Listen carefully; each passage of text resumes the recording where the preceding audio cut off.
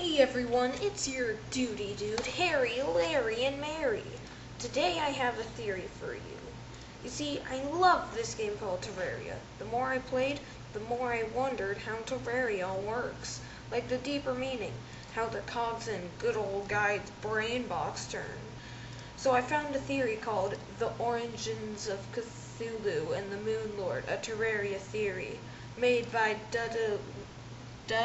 Duelleroy, which go see his theory, it's great.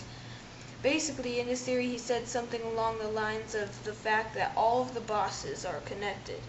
He also said that he left out the extra bosses, Duke Fishron, Queen Bee, and King Slime. Now I had ground to work with. I started off of Duelleroy's theory, the fact that all of Cthulhu's parts were obviously part of Cthulhu. Only here's where I start to branch off from his theory. You see, I do think that defeating the bosses would free Cthulhu's parts. Only then is when I realized a very interesting question. Why would you want to free Cthulhu?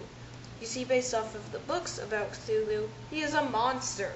He's a terrible being that people, or at least most of them, want to be brought down. So why would you want to free him? Are you secretly a bad guy? No, you are still a good guy, because you free him for a greater purpose. See, where do you fight the wall of flesh? In the underworld, or in other words, Heck. Now here is where you need to pay attention. Heck and the wall of flesh represent Earth. Since the wall of flesh is part of Cthulhu, that means that Cthulhu represents Earth. But I know you're going to say, dude, wouldn't heaven represent Earth? Well, in Terraria, there is no heaven. Dad, wouldn't that mean nothing represents Earth? No, you're looking at it in a wrong way. If there is none of that, only Heck can represent Earth. By the way, I'll explain what I mean by Earth soon enough. So now what? Cthulhu represents Earth, who cares? It actually matters a lot. You see, what I'm trying to prove is that the bosses represent all of the planets, and that you are the one to restore their peace and balance with each other. So now what? How do you continue that theory then? Well, it took a while, but I finally found it. You see, when you go fishing, the bait has bait power like 45% or 20% and so on. Duke Fishron can only be summoned by fishing with a truffle worm, though. And do you know what the bait power is for a truffle worm? It is none other than 666%. For those of you who don't already know, 666 is the so-told number of the devil. And you know where the devil lives, Heck. So clearly this proves that if a fish pig can be related to planets, I do not doubt the fact that the others also relate. So let's first of all get rid of the obvious. Moon Lord is related to the moon. So now we go to the lunatic cultist. You see, he was the thing that connected the planets.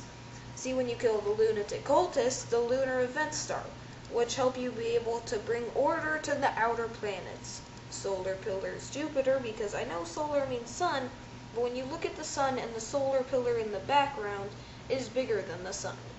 Then there is the vortex pillar is Saturn, stardust pillar is Neptune, and nebula pillar is Uranus. Now, what happened to Cthulhu's parts? Well, you all should know Akram. Akram is all of Cthulhu's parts combined. You see, his spikes are the future tentacles, or the eater of worlds. He has a skeleton-like body, Skeletron. His brain is exposed, brain of Cthulhu. And finally, the three eyes. You think, but he only has two. Well, in Akram's final phase, he has a third eye pop out of his brain. I know you're thinking, dude, Akram was removed, though. That is because in Duelleroy's theory, at the end he said something like, so what happened to Cthulhu? My thoughts are that since the lunatic cultist was killed, Cthulhu can't be resurrected. It makes sense. Think about it. The same update Akram is removed, the cultist was added. That is because you killed the cultist, getting rid of Akram, or early Cthulhu. Final thing about the cultist. He's called the lunatic cultist because people thought he was crazy. Him saying he kept the planets in balance. Except he was right. After all, he is the lunatic cultist. Why wouldn't the events be lunatic events, not lunar events? The answer is because he was right. So now what? We still have Plantera, Golem, King Slime, Queen Bee, Duke Fishron, Skeletron Prime, the Twins, and the Destroyer left, and only Mars, Mercury, Venus, and the Sun. Well, let's start with Plantera and Golem. I believe the Golem is the Sun, and Plantera is like the rocket ship. Think about it. People think Plantera is one of the hardest bosses, just like how it is more risky and difficult going to a planet than being on it.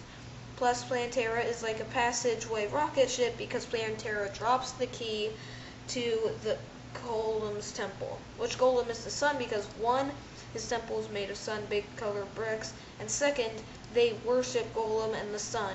I know because Golem's altar has a sun on it, and there's a sun on Golem's chest. Golem's trophy is actually his sun symbol. Then we have Queen Bee, King Slime, Duke Fishron, Mars, Venus, and Mercury. I figure they all related because those bosses have respected titles. I mean, come on, Duke, Queen, King. Duke Fishron is Venus, the hottest planet, because, once again, 666 means heck, and when you think of heck, you picture flames and heat, right? So then there is King Slime is Mercury, because, going out on a limb here, Mercury is the second hottest. So if anything would be goopy like a slime, King Slime. So that leaves Queen Bee as Mars, because the jungle is more easily discovered than King Slime, just like how we are trying to get to Mars, not Mercury.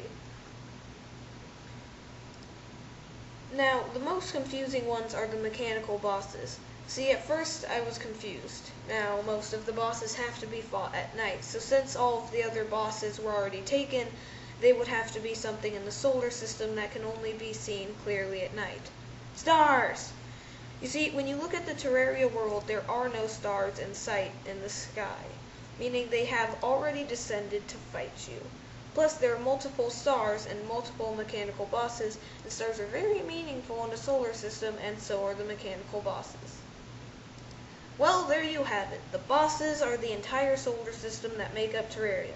Comment down below on what you thought of my theory and if I missed anything. I hope you liked. Please go check out Leroy's theory down in the description. Please like and subscribe if you haven't already. I will try to start up a Terraria gameplay, and I will see you in the next video. Goodbye!